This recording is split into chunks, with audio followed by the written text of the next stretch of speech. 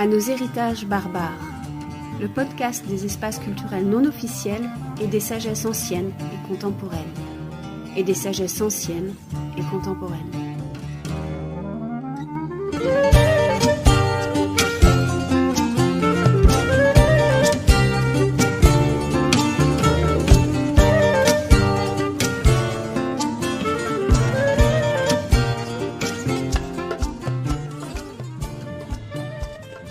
Capsule première. Et si les terres de France faisaient partie des premières terres colonisées ? La France colonisée ? Quelle drôle d'idée !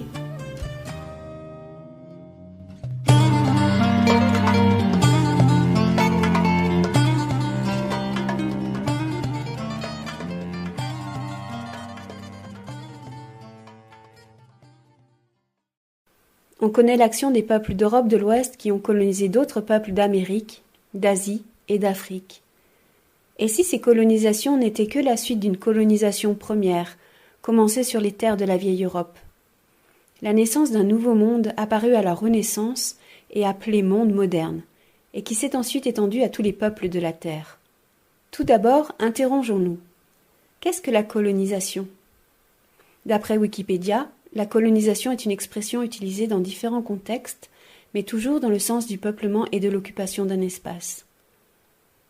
Les arguments avancés par les colonisateurs pour motiver la colonisation sont souvent le développement de la civilisation et la mission civilisatrice. Ceci conduit à la création d'infrastructures qui restent en place après la fin de la colonisation, l'exploitation d'un espace géographique, la mise sous tutelle et, suivant le cas, la domination économique, politique, culturelle, voire religieuse. La colonisation sert alors indirectement des intérêts étatiques ou privés, mercantiles et peu portés sur les valeurs. Étudions la première affirmation. La colonisation est une expression utilisée dans différents contextes, mais toujours dans le sens du peuplement et de l'occupation d'un espace. En fait, ce ne sera pas ici notre propos, car penser que la colonisation est uniquement le fait d'un peuple sur un autre, ce qui est le cas pour la colonisation de l'Afrique ou des Amériques, empêche de pouvoir penser la colonisation des terres européennes et en particulier françaises. Or, penser notre propre colonisation est le seul moyen de comprendre comment nous avons, au fil du temps, fait société en abandonnant notre autonomie et en nous déresponsabilisant de nos impacts sur la nature. Pour moi, la colonisation des terres de France ne pose pas en premier lieu la question de l'occupation du sol, ni la question identitaire. Ces questions, qui peuvent être pertinentes pour d'autres endroits du monde, posent de sérieux problèmes chez nous, car des questions d'identité culturelle, c'est-à-dire la créativité nourrie par un environnement particulier et unique, ont été kidnappées et déformées par les politiciens d'extrême droite. La plupart du temps, en France, les personnes préoccupées par les enjeux identitaires sont elles-mêmes des personnes fortement colonisées, car au lieu de réfléchir sur leur mode de vie, elles sont simplement obsédées par la peur de perdre une identité qui, à y regarder de plus près, est une identité d'hommes et de femmes colonisés. Cette déformation des questions culturelles évite de pouvoir se poser les bonnes questions, celles qui permettraient une décolonisation des esprits en profondeur. Dans le fond, il n'y a pas plus tolérant qu'une personne culturellement, artistiquement ou artisanalement active. Un artisan, un musicien, un praticien protègent à la fois les connaissances issues du lieu où ils exercent, mais transmettent et reçoivent des connaissances d'ailleurs. On ne peut être fermé sur soi lorsqu'on a une action fertile. Les questions d'identité culturelle peuvent être pertinentes chez nous aussi, mais dans un second temps et uniquement dans la mesure où elles viendraient nourrir les réflexions sur l'inspiration soufflée par le génie du lieu. L'inspiration soufflée par le génie du lieu est cette création culturelle en lien avec notre environnement immédiat et en interaction avec d'autres êtres appartenant à la nature. Le génie du lieu est le fondement même d'un peuple émancipé.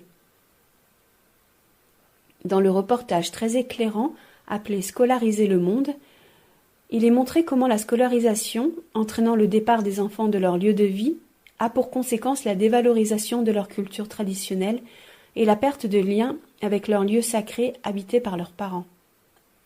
Ainsi l'école, en détournant l'attention des enfants vers d'autres centres d'intérêt, va les déraciner et couper leur lien avec le génie du lieu, entraînant la possibilité d'utiliser ces enfants devenus adultes pour exploiter impunément la nature ainsi dépouillée de sa charge symbolique et affective. Ce que l'on constate, c'est que l'on retrouve chez nous les mêmes dégâts que ceux provoqués par une colonisation violente et systématique des espaces, des corps et des esprits, c'est-à-dire déposséder les êtres humains de leur autonomie sur le plan de la santé, de l'éducation, de la création artisanale, de l'expression culturelle, etc., pour pouvoir s'approprier leur imaginaire et détourner leur centre d'intérêt vers une cible particulière. Cela passe tout d'abord par la disparition du génie du lieu, cet espace symbolique et sacré dans lequel le monde des visions rencontre la perception sensible et matérielle de notre environnement. Cette disparition entraîne une dépoétisation et une désacralisation du milieu naturel et des êtres qui y vivent, y compris les humains. Dans le pire des cas, les processus de colonisation vont consister à détruire les êtres, les lieux sacrés et empêcher la transmission des connaissances anciennes. Dans le meilleur des cas, les personnes et les pratiques culturelles seront simplement dévaluées, moquées, rendues obsolètes ou ridiculisées. Notre manière de vivre entre donc directement en résonance avec cette phrase de Wikipédia à propos de la colonisation. Je cite « La colonisation sert alors indirectement des intérêts étatiques ou privés, mercantiles et peu portés sur les valeurs. » Or, un État peut avoir des procédés colonisateurs envers sa population identiques à ceux employés par un peuple sur un autre, dans le but d'amener sa population à faire un corps social homogène, dont les actions individuelles serviraient tout d'abord des intérêts mercantiles. Ne pas être colonisé, c'est avoir une action tournée vers l'harmonisation de son environnement immédiat, une action que l'on appellerait permaculturelle. Elle consiste dans les optimisations d'un environnement pluriel et fertile. Les peuples non colonisés sont pratiquement inexistants aujourd'hui sur Terre. Il reste très peu de peuples qui se laissent librement inspirer par l'âme d'un lieu, se sentent pleinement incarnés et reliés à l'ensemble des êtres de la nature. Prendre conscience que nous sommes l'un des premiers peuples colonisés, prendre conscience de la profondeur de notre aliénation, c'est retrouver notre autonomie et notre responsabilité vis-à-vis de la nature dont nous faisons partie et notre responsabilité envers les autres peuples de la Terre. Se décoloniser, finalement, n'est-ce pas revenir à un travail sur soi et une action réfléchie apportant de la beauté et de l'harmonie dans le monde? La question de cette recherche de l'harmonie est le point central des processus de décolonisation, la colonisation se réalisant à partir de la discorde et du chaos. Les deux notions essentielles au processus de décolonisation sont donc la recherche d'harmonie et la recherche de fertilité dans un environnement pluriel, avec comme boussole le génie du lieu. Pour finir, je citerai Françoise Bonnardel, qui dit que les êtres humains sont à la fois endormis et ivres de matérialisme.